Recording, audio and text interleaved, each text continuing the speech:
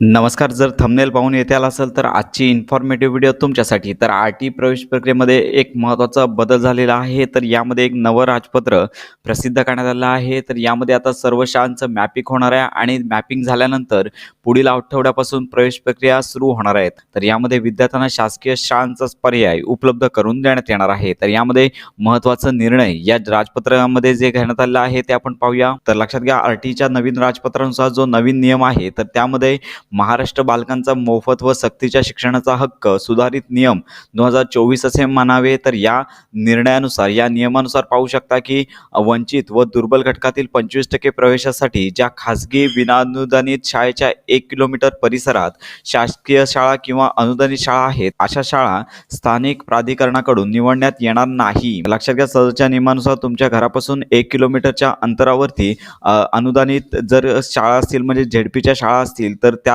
परिसरामध्ये असणाऱ्या खाजगी शाळांमध्ये तुम्हाला प्रवेश मिळणार नाही आहे. म्हणजेच तुम्हाला येथे अनुदानित आणि शासकीय शाळांमध्ये सदरच्या आर-टी प्रवेश प्रक्रियेअंतर्गत प्रवेश घ्यावाच लागेल. तर अशा प्रकारचा नियम नवीन या राजपत्रामध्ये सक्तीचा करण्यात आला आहे. तर तुम्ही पाहू शकता की 1 किलोमीटर परिसरामध्ये जर खाजगी शाळा असतील तर अशा आता आर-टी प्रवेश प्रक्रियेतून वगळण्यात आलेल्या आहेत. तर त्यामुळे लक्षात घ्या की शाळांचं सुरुवातीला मॅपिंग होणार आहे.